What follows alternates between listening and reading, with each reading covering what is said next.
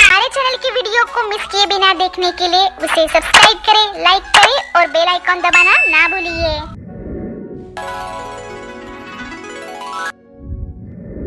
महाराष्ट्र राज्य के पुणे शहर में राजगुरु नगर नाम का एक शहर है।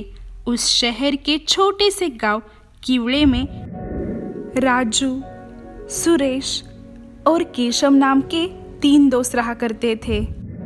राजू और सुरेश फल बेचा करते थे और केशव पाठशाला में पढ़ाया करता था।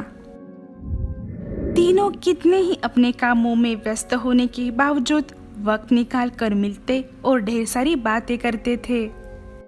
एक दिन किसी वजह से राजू और सुरेश के बीच में झगड़ा हो जाता है और सुरेश राजू को बहुत बुरा भला कह देता है। घर लौटने पर सुरेश को बहुत बुरा लगता है कि क्यों उसने अपने दोस्त राजू को इतना भला बुरा कह दिया।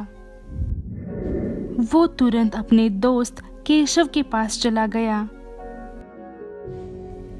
केशव के घर पहुंचने के बाद सुरेश ने केशव को अपनी लड़ाई के बारे में सब कुछ बता दिया और कहा, केशव, मैंने जो राजू को बुरा भला कहा है उसे मुझे वापस लेना है।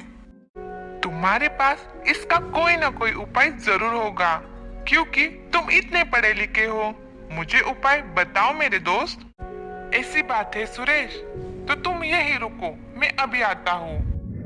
केशव दूसरे रूम में चला गया और टेबल पर रखी मोमबत्ती उठाई और सुरेश को देते हुए कहा, सुरेश, ये लो मोमबत्ती और इसे अपने घर के एक कमरे में जला कर रखना और उसे वैसे ही जलते रखकर मेरे पास यहाँ आना। सुरेश ने केशव से वो मोमबत्ती ले ली और अपने घर की ओर निकला। केशव के कहने के अनुसार घर आते ही सुरेश ने वो मोमबत्ती टेबल पर जलाई और फिर से केशव के यहाँ चला गया। केशव, मैंने तुमने जैसा कहा वैसा ही किया। अच्छी बात है सुरेश, अब तुम फिर तुम्हारे घर जाओ और मैंने तुम्हें जो मोमबत्ती दी थी उसे वैसे ही मेरे पास लेकर आओ जैसे मैंने तुम्हें दी थी।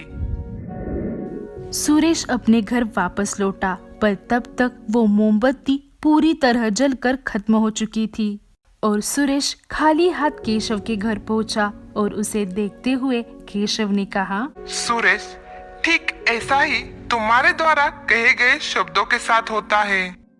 तुम आसानी से उसे अपने मुख से तो निकाल सकते हो, पर चाहकर भी उसे वापस नहीं ले सकते। तो फिर मुझे क्या करना चाहिए केशव? सुरेश, राजू हमारा बहुत अच्छा दोस्त है। अगर तुम उससे माफी मांग लोगे तो वो जरूर तुम्हें माफ कर देगा। केशव की बातें सुनकर सुरेश को अपनी गलती का एहसास हो गया। उसने राजू से माफी मांगी और राजू ने भी उसे माफ कर दिया। दोस्तों, हमें इस कहानी से ये सबक मिलता है कि हमें दूसरों को बुरा भला कहने से पहले 100 बार सोचना चाहिए, क्योंकि बोले हुए शब्द वापस नहीं आते।